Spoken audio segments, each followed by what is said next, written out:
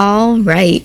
Hello, friends, and welcome back to another exciting episode of the Cage of Roses demo. I think that we're almost done with the game, or at least the demo. So this is going to be a little bit more of a shorter video, but I guess you guys would already know that. Me currently recording, I have no idea how long this is going to be. You guys are going to know it down to the minute and second, so let's just get into it and see what else we have to do in this demo. Naturally, Micah obeyed. She could see she had little choice in the matter. Magdalena led Micah down a twisting hallway packed full of cells identical to the one Micah and Henny had been imprisoned in. Micah tried not to peer into these cells as she passed them, but curiosity soon overcame her, and she found her head swiveling. She feared, as she stared through the darkness, that she might encounter sights more horrific than she was capable of comprehending. Rusted torture instruments, perhaps, or dead bodies. But it was so very dark in the bowels of Magdalena's home that Micah could scarce see anything. Not even the moonlight, which spilled intermittently through the barred windows, could fully illuminate the sprawling prison complex. This, Micah supposed, tearing her eyes away from one of the cells as she passed it, was probably a good thing. She had witnessed enough horrors for one night. Magdalena eventually brought Micah to the foot of the staircase, which led up from her subterranean cells. Careful. Magdalena cautioned Micah before they began their ascent. These steps are steep and slippery, too. That's oddly nice. I mean, I know that she's so far been a rather nice person, but that in particular just really strikes me as oddly nice. If you fall, you may break your neck. Had Micah been less nervous, she might have laughed to hear her jailer fuss over her so. A broken neck did not seem like so very cruel a fate when compared to Magdalena's designs upon her. Perhaps it would be quicker to die thus, rather than having her blood drained. At the very least, it would be a swifter demise than freezing in her prison cell. Micah felt little in the way of humor, however, as she took the chill banister beneath her right hand and began to climb. She could recognize the irony in Magdalena's warning, though only vaguely. Her mouth felt hewn into a permanent line, as though carved from stone, her brow furrowed. It seemed unlikely that she would ever smile again. The chill of the basement faded as Micah cleared the final step of the twisting staircase to emerge in a spacious hallway with arched windows and candles flickering upon the stone walls and sconces. The hallway was not so very dissimilar in decor to her parents' home, though it was less ornate, the furnishings worn down by old age. It was apparent that Magdalena's home had once been noble, but it had clearly fallen to rot and ruin, its heyday long since past. The air in the ground floor smelt almost as rank as that in the dungeon, and every conceivable surface was heaped with inches of dust.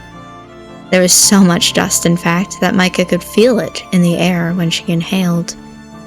The dust irritated her eyes and nose and laid heavily, unpleasantly, upon her tongue. Micah swallowed, hoping to void her mouth of the taste of decay, but in vain. The dust was so thick she sneezed, which prompted Magdalena to say, with a wryly amused smile, "Bless you." "Thank you," Micah replied, abashed, and then, "I thought you did not care for God or his teachings." "I don't, but I presume that you do. I thought you might appreciate it." "I see. How very thoughtful of you." "I know. For a vampire, I'm unusually sensitive." Really, Micah thought, as she canvassed the disused, dusty hallway, she would be more appreciative if Magdalena would let her go, but that did not seem to be high upon Magdalena's list of priorities. Perhaps it would be for the best if she let go of such unfounded optimism. That would lead only to disappointment, and Micah had gorged herself on more than her fair share of that already. Mute with fatigue, Micah followed Magdalena to the end of the hall, wherein a wooden door was inlaid. Magdalena seized the brass handle and twisted it, then pushed it ajar. It stuck for a few moments as though unwilling to move, but soon shifted, creaking as it did so. When the door swung back, it was to reveal a vast, spacious room with a ceiling so cavernous, Micah had to crane her neck to see it. A large, ornate staircase was set in the center of the room, though it felt more like a chamber, which rose to the floor above it, the banisters carved with fronds of ivy and bunches of grapes. This, Micah supposed, must have been the entrance hall. It had clearly been designed to impress, for its vastness was almost dizzying. Magdalena's home, could it really be a castle? Was larger, even, than Micah's, and vast enough to be unnerving. Trapped within this scene of spoilt luxury, Micah felt smaller than ever before, a wooden doll rather than a grown woman, rattling about in a playhouse. The entrance hall bore a wine-red carpet and stone walls, but it showed clear signs of deterioration. The dust was so profuse that it made Micah's eyes water, and several of the stone steps which led upwards were cracked and chipped. A grand piano could be found in one corner of the room, but its lid was shut, and Micah doubted it had even been played, if it still could be played, in decades. There was a chandelier in the entrance hall, hanging aloft from the high ceiling, but when Micah craned her neck upwards, she could see even in the dark that it was festooned with spider webs. The house might have been grand once, but it was not so now. It seemed a wonder, really, that it still stood, when clearly it was uncared for. Your servants don't seem to be working very hard. Micah spoke lightly, her voice swallowed by empty air. Perhaps you ought to see to hiring new staff. My mistress would never permit. Micah brought her hand to the banister of the grand staircase, then drew it back, wincing. The pads of her thumb and index finger were fuzzy with dust. This. Oh? Magdalena, who had already begun to ascend the staircase, turned to look at Micah and smiled.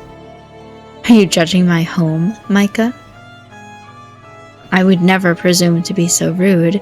I just thought it might feel a little more homey, that's all, if it were less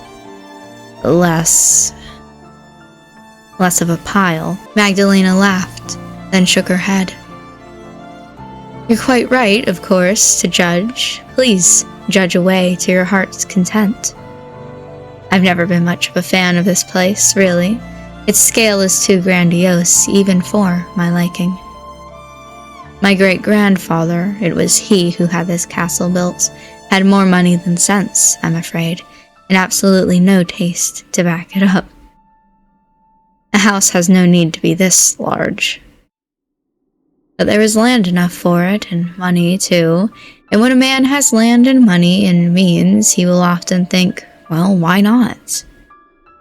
Practicality matters little in the decisions of great men, and neither, to my unending woe, does aesthetic sense. I can believe that. My own father, my master, rather. Micah's face flushed at this gaffe, the tips of her ears turning pink. Half filled my own residence with pointless baubles. They were all very expensive, but not particularly cohesive. The parlor looked like a museum once he was through with it. It hardly seemed like a place to sit and relax. I was too afraid to spend any measure of time in there in case I broke something. Then it seems we have something, at least, in common. I found this place dismal even when my family was alive, and we had a legion of maids back then to keep everything spick and span. They kept the dust and the cobwebs at bay, bless their hearts, but they couldn't combat the loneliness. Now my family is dead, and all our maids along with them. I can hardly take on new hires, being what I am, so my home was rather left to go to ruin. I clean what I can, but there's so very much house to clean, and only one of me. It's quite the overwhelming challenge. My attempts at cleaning have, over the last half a century, fallen quite by the wayside. I hope you can forgive my slovenliness. Oh, no, it's fine, I understand. You're too kind. Magdalena's red eyes softened, as they had back in the dungeon, with something akin to sympathy, but before Micah could ponder this, her jailer turned. Oh, listen to me prattle on. It's most inconsiderate of me when you must be tired. Let us make haste to your room. We've not long to go now. Micah followed behind Magdalena as a puppy might, almost grateful to her for the promise of a room and of a bed. It was as Magdalena said. She really did feel tired. She was more than ready to lie down beneath warm covers, or even lukewarm ones, and sleep. Anything would have had to have been better than the stone floor upon which she had been lying. Micah yawned, her eyes blossoming with tears anew, while pressing her right hand, fingertips still flecked with dust, instinctively to her mouth. Oh? But, half asleep though she was, Micah's senses were alert enough for her to detect a sudden noise. There came, through the yawning gulf of the entrance hall, a sound not dissimilar to that Micah had heard in the dungeon. It was a scream, or was it? Micah was unsure. This sound, this scream, was fainter than the one she had detected in the dungeon, and seemed to emit not from the ground under which the cells lay, but above her head. Was there another person concealed in Magdalena's abode? Someone other than herself? Was it another captive kept separate from the rest? Was it Henny? Magdalena. Lena, please. Magdalena is quite the mouthful. I would rather you use a nickname, as you did with your mistress. Micah wished to contest this. Her relationship with Magdalena was not half so close as to allow the use of nicknames, but she felt too tired to engage in an argument. What did it matter, really, how she addressed Magdalena when soon she would be dead? Damn, okay. Lena, then. What was that noise I just heard? What noise? You didn't hear it? Micah stared at Magdalena, her expression one of patent disbelief. It wasn't very loud, I'll grant you, but it was unmistakable. I swear it sounded just like a scream. A scream, Magdalena pondered, one hand beneath her chin. Such sounds are not unheard of in my abode when I'm attending to a prisoner. Micah shivered. But there is nobody in these walls now, save me and you. Nobody living, at least. Then it's not the imprisoned bandit? Certainly not. He will never make a peep again. I made sure of that with my own 2 hands. It would be hard for him to speak with half his throat torn out, you see. Oh! Micah pressed a hand to her own throat, as if to check its integrity, and as she did so, choked. The air was so thick with dust it was hard to breathe. Now, dear, worry not. It was not your mistress who screamed thus, if that is what you are wondering. I'm a woman of my word, and I promise I let her go. She's quite... well. She's not necessarily all right, but she is away from me and from my home, and there is the possibility she may live to see another dawn. And then who screamed? What was that sound? It must have been your imagination. You have overexerted yourself after this night's events. Anybody would be exhausted in your situation. Didn't feel like a dream, though. No?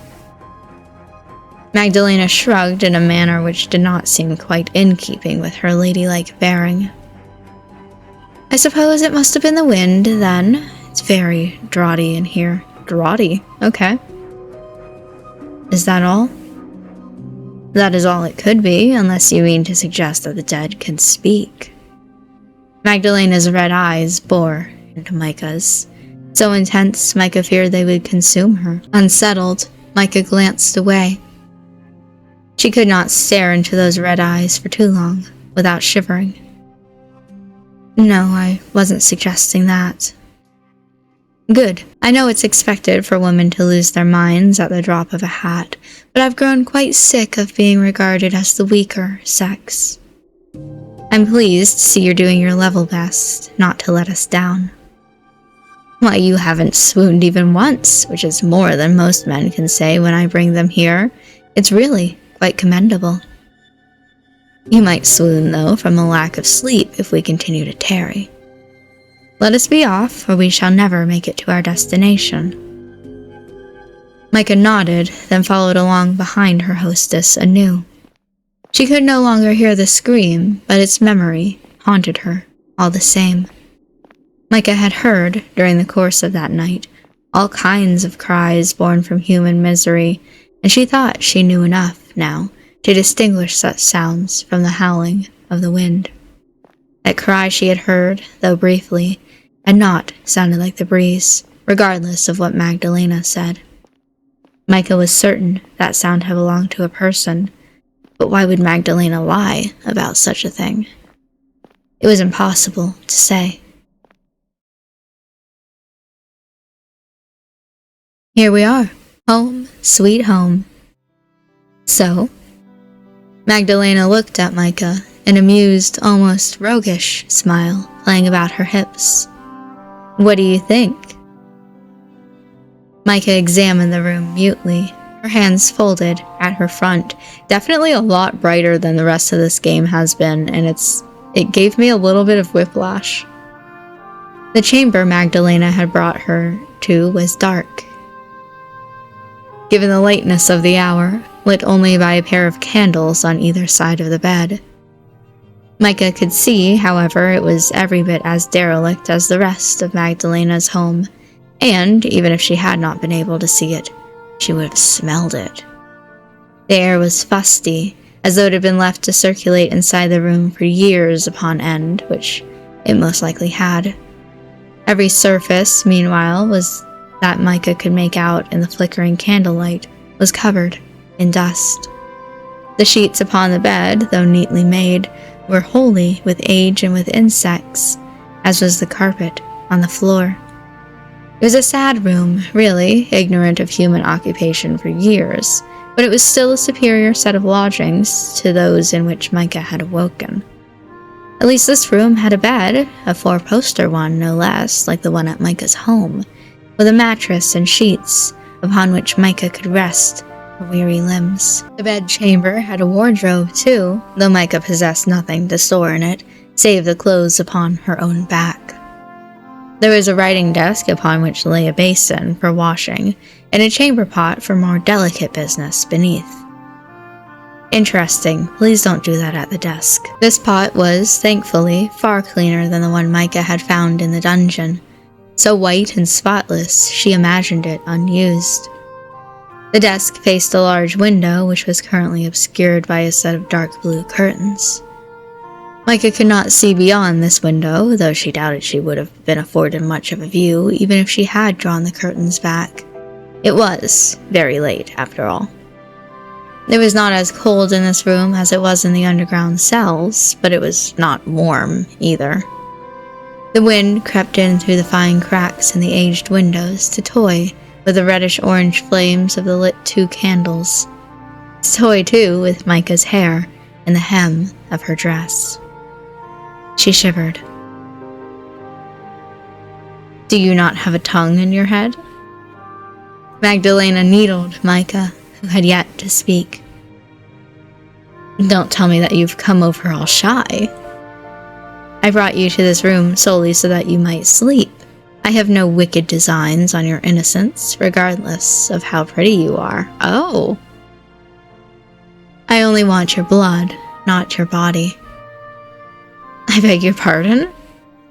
Micah blinked at Magdalena, uncomprehending. What designs are you speaking of? You cannot tell? I'm sure I have no idea. None whatsoever. None at all. I'm wholly ignorant of such affairs. Goodness me! Magdalena rolled her red eyes upwards to the ceiling, which seemed to sag beneath its own weight. Can't tell whether you're being dunce on purpose or whether you really are that innocent. Did your mother never teach you what men and women do in chambers such as this? My mother did not, no. She thought such topics beneath her. That was my governess's job, although... Micah frowned. I don't think that I would care to do much of anything in a chamber like this one. It smells of the grave. Girl! You are technically still a prisoner, but okay, go off. Tut tut. Magdalena clicked her tongue. You're being rather rude about my home, you know. Here I am, trying to be a good hostess, and you throw my kindness back in my face. I know you do not like your home very much either, you told me. Touché. I did try to pick out one of the pleasanter rooms for you, but there are so very many of them, it's difficult to keep abreast of them all. I rarely have visitors over, and when I do, they all get thrown into the dungeon. There seemed little point, therefore, in keeping these rooms spick and span. I hope you can forgive all the dust and the general disuse. Oh, I've more to take issue with than that. Yes, I suppose you do.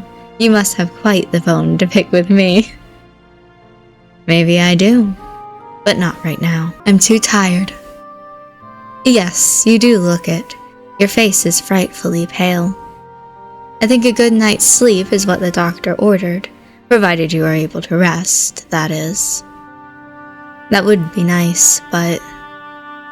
Micah let her fingers trail along the brocaded covers of the bed, her expression pensive. What did you mean earlier when you said you'd no designs on my innocence? Dear me, I thought perhaps you were joking, but I can see that you're in no fit state for it. I don't tell jokes. I've little to laugh about. And you do have even less to laugh about now, you poor dear. Magdalena cleared her throat. I meant only to say that I would not do unto you as a man might, regardless of our surroundings. I've no nefarious intentions, of that you can be assured. Micah thought of her governess's explanation of sex, and of Walter's expectations come their wedding night, and flushed.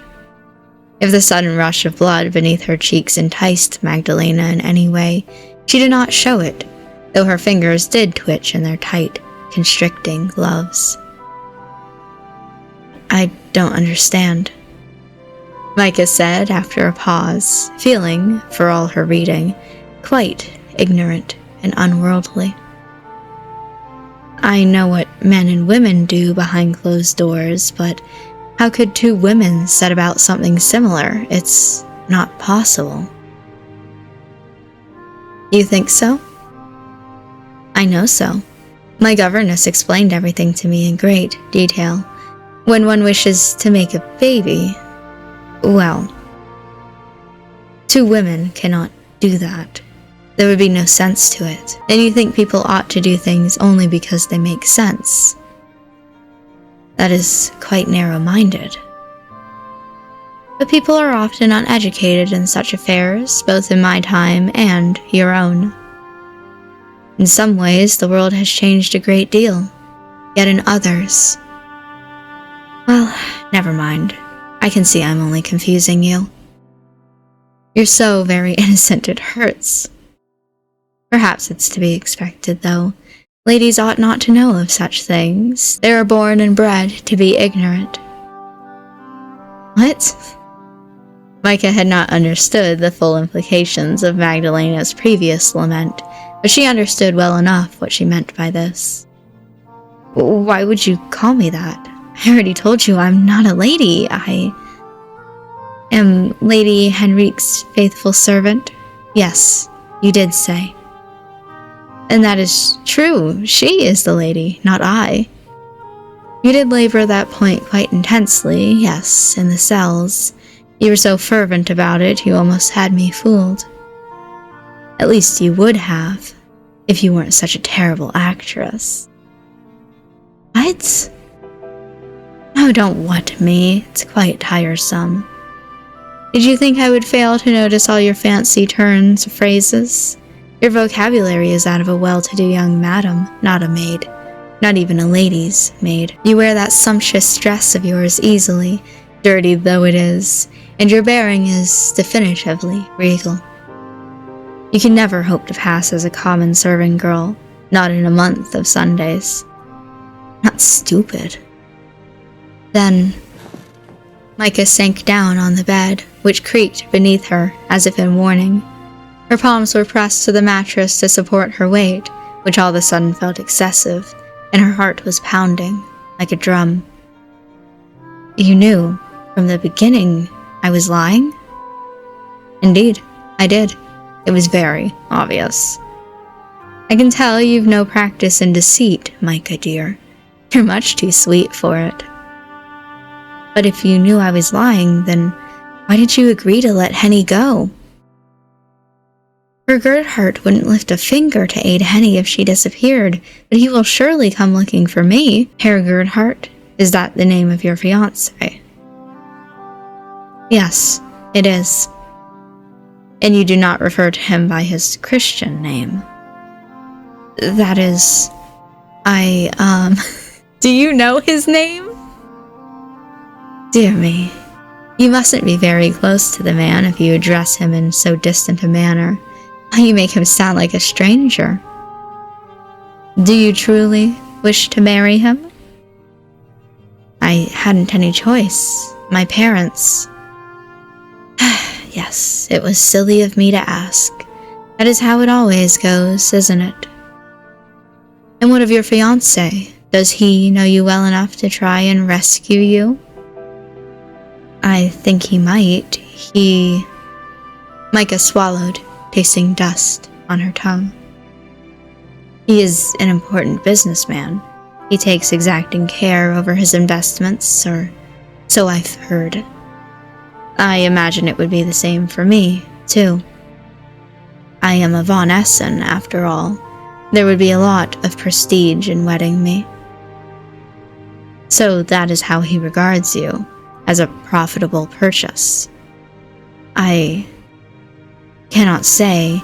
After all, I hardly know him, and therefore cannot judge how he sees you. Does that sum it up? It is not entirely inaccurate, no. What a woeful state of affairs this is. It sounds like you would be wretched whether you were in my castle or out of it, particularly if the latter would entail being by this Herr Gerhardt's side.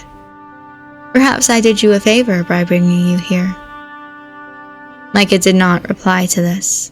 She did not want to give Magdalena the satisfaction. Well, never mind all that. Your fiancé can try to look for you if he likes. I do not care. I doubt he would be able to best me. But you said you wished to avoid all that. Did I really?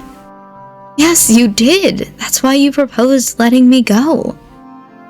Oh, yes. Good memory. It would seem that the cold hasn't eaten away all of your faculties. Not just yet, at least. As for why I changed my mind, well, that needn't concern you.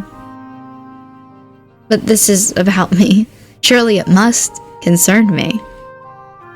Oh, there was no real reason behind it. It was nothing more than an act of whimsy on my behalf. If you truly want to know why I went along with your chicanery, then, let us say that I felt touched, that is all, upon seeing you throw your own life away for the sake of your maid.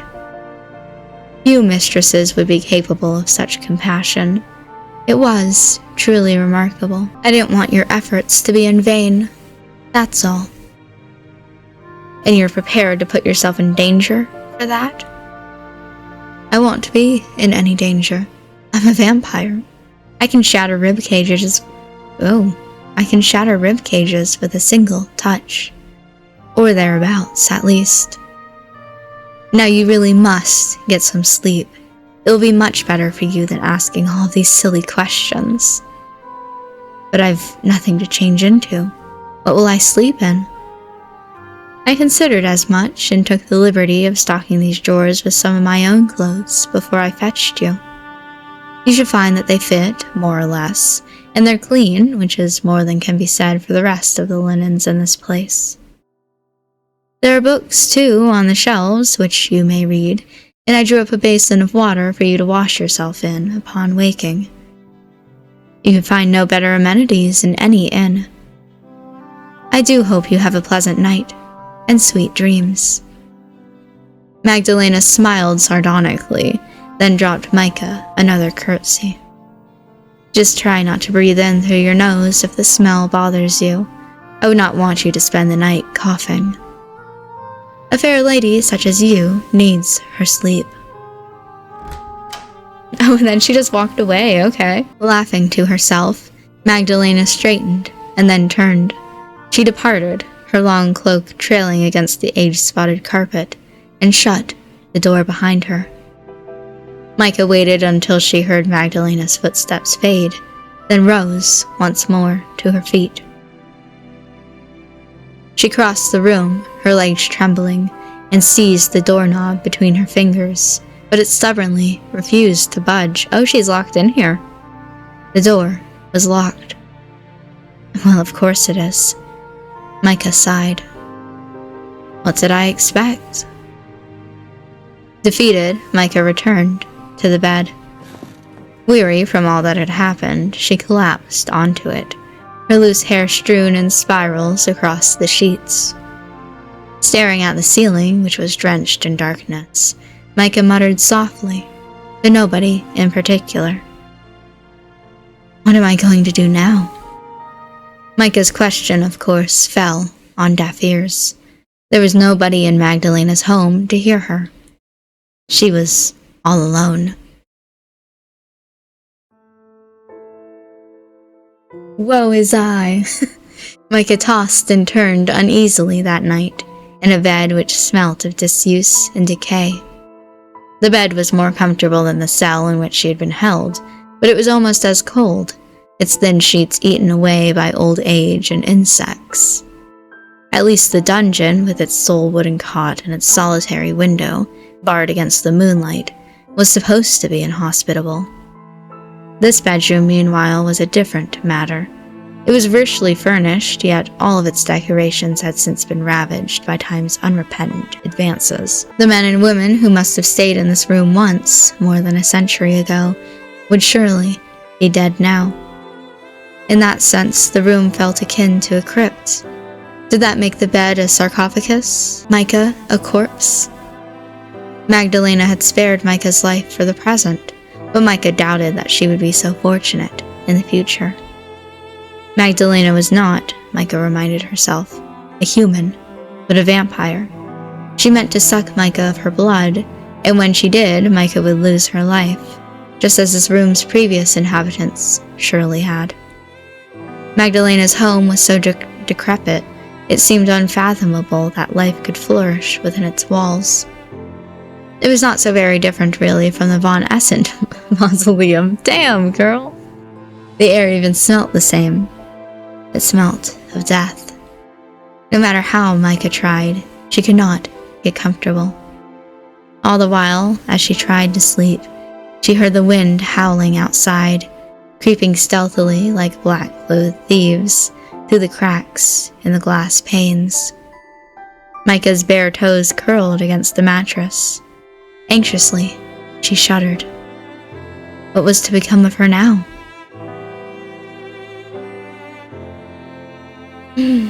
We'll never know, or at the very least, not until the full game comes out. Okay. Wow, credits too.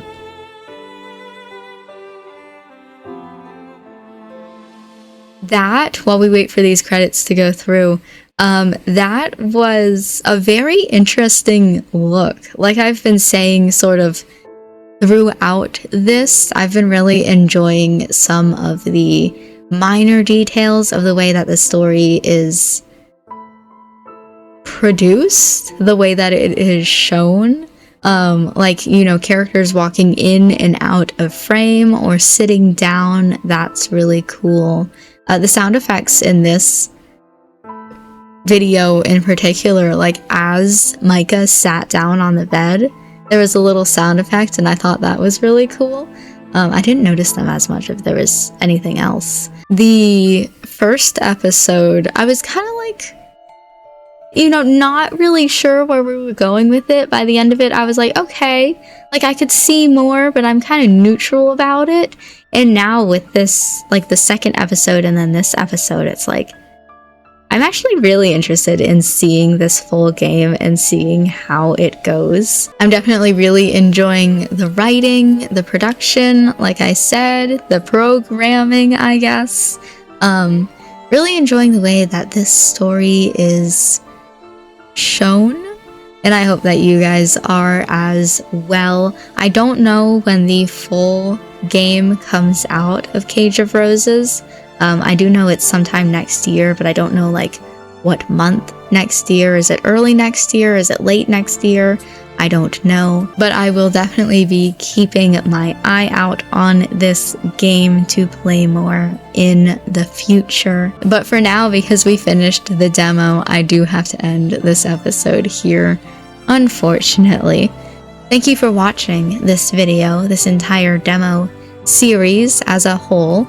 I hope that you enjoyed it, and I will see you in the future, whether that is for the full Cage of Roses game, or any of my other videos that I put out after this one.